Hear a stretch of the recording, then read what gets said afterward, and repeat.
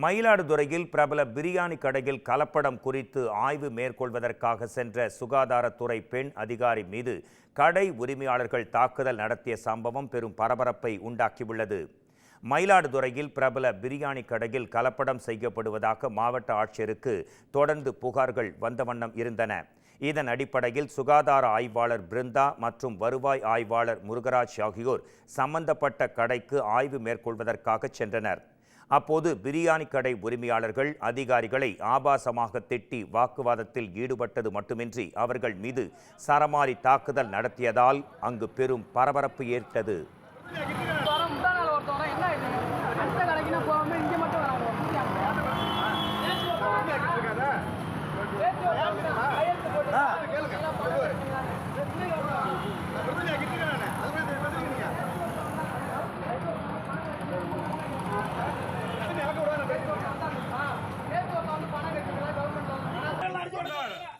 இதுகுறித்து காவல் நிலையத்தில் புகார் அளித்த அதிகாரிகள் நகராட்சி அலுவலகத்தில் பணிகளை புறக்கணித்து ஆர்ப்பாட்டத்தில் ஈடுபட்டனர்.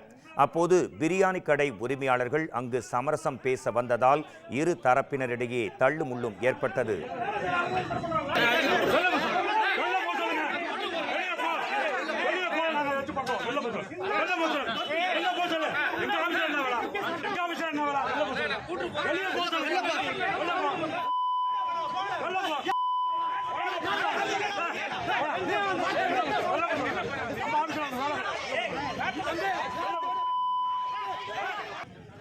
இதனைத் தொடர்ந்து தாக்குதல் நடத்தியவர்களை கைது செய்ய வலியுறுத்தி நகராட்சி அதிகாரிகள் சாலை மறியலில் ஈடுபட்டனர்.